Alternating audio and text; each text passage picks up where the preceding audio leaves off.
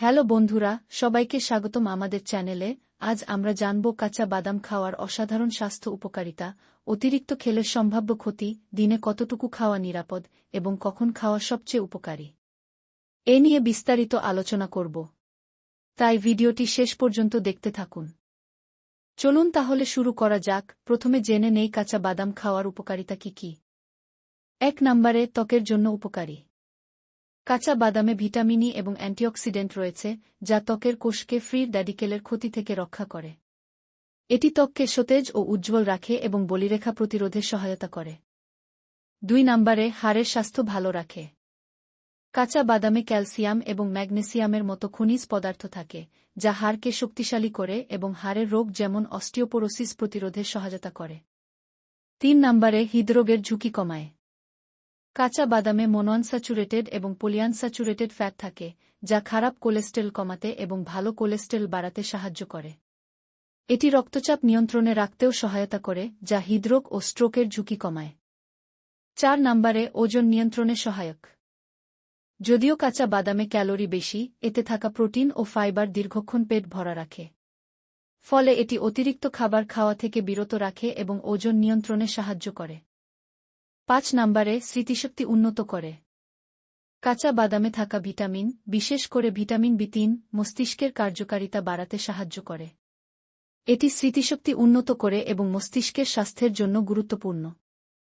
এবার জেনে নিন অতিরিক্ত কাঁচা বাদাম খেলে কি হতে পারে। যে কোনো ভালো জিনিসই অতিরিক্ত হলে ক্ষতিকর হতে পারে। কাঁচা বাদামের ক্ষেত্রেও তা ব্যতিক্রম নয়। যেমন 1 নম্বরে কিডনিতে পাথর হতে পারে। অতিরিক্ত পরিমাণে কাঁচা বাদাম খেলে কিডনিতে অক্সালেট জমা হয়ে পাথরের কারণ হতে পারে। 2 নম্বরে ওজন বৃদ্ধি করে।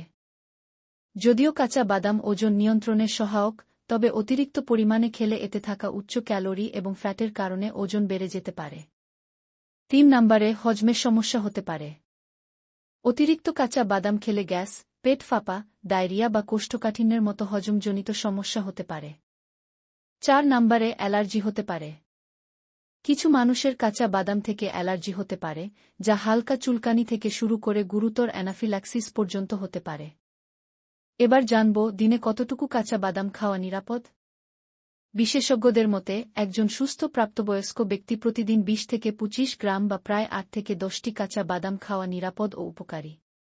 এটি শরীরের জন্য প্রয়োজনীয় পুষ্টি উপাদান সরবরাহ করতে যথেষ্ট। এবার জেনে নেই কাঁচা বাদাম খাওয়ার উপযুক্ত সময়। কাঁচা বাদাম খাওয়ার সবচেয়ে উপযুক্ত সময় হল সকালে খালি পেটে। এতে দিনের শুরুতে প্রয়োজনীয় শক্তি পাওয়া যায় এবং বাদামের পুষ্টিগুণ শরীর ভালোভাবে শোষণ করতে পারে। কাঁচা বাদাম সারা রাত ভিজিয়ে রেখে সকালে খেলে এর পুষ্টিগুণ আরও সহজে পাওয়া যায় ও দ্রুত হজম হয় এবং ফাইটিক অ্যাসিডের মাত্রা কমে যায়।